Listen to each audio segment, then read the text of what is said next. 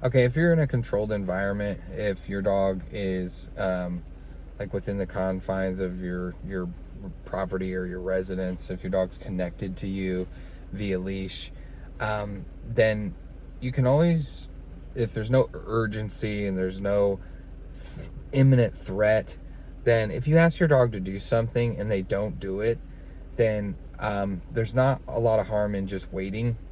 Like, the first thing that I would do is just take a beat and pause and see if they offer me something, if they do the behavior I asked for, or if they offer me another behavior, or if they try to just bail or, like, move ahead or whatever the situation is. So I like to just wait a second.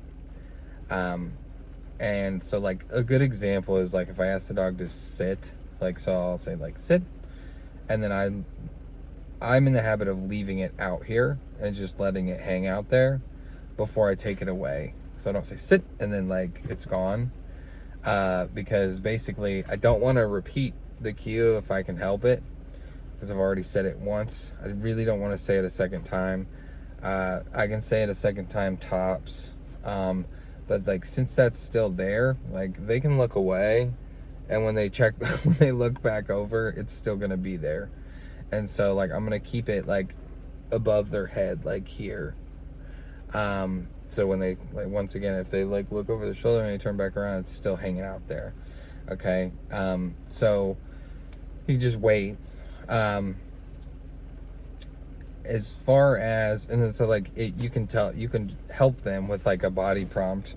So, like, you can give them a hint. So, like, when I get straight up and down, like, and like, I stand like this, a lot of dogs will read my body language and then offer me a sit. It's not universal. Not every single dog will, you see it and offer this behavior, but it is a fairly high success. It has a fairly high success rate. Okay. Especially if you've worked on that with them before, like, done a nonverbal, and as far as, like, you can dig in your pouch and get a treat lure, and you can help them with that, if you want. But ultimately, if the dog is looking at you, like, and they want to work for you, they want to get, specifically, they want attention from you, praise from you, they want food reinforcers from you, and they're like, but they're not doing the right thing, then the first thing that I do is I remove eye contact. I don't meet their eye contact. I keep an eye on what they're doing, but I just don't meet their eye contact. It gives them a hint that, like, hey, maybe you're not doing the right thing, right? So, like, while I'm waiting, like, to see if the dog will offer me a behavior or do the behavior that I asked for, or offer me a behavior, it might not be the right behavior, like, I'll remove eye contact.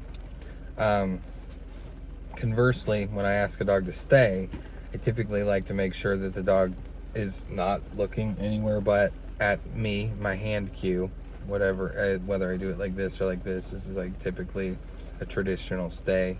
Sometimes I do this.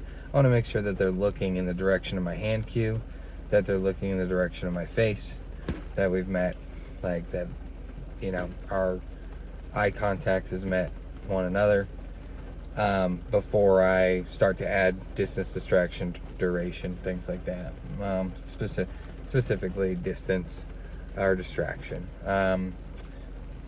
So, and then if you are working with your dog and your partner or your child or somebody, another handler, is present, and that dog looks at that person, that person immediately needs to remove their eye contact and just pretend that they're not even there. Pretend that dog isn't there, because there's only one handler per session, or one handler per cue. But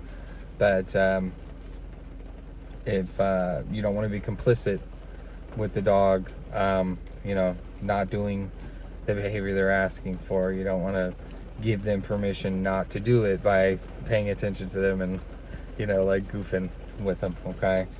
So those are just a couple concepts that I wanted to record before I have to go in and work my overnight job to make this possible. All right, if you made it through, as usual, thanks for watching.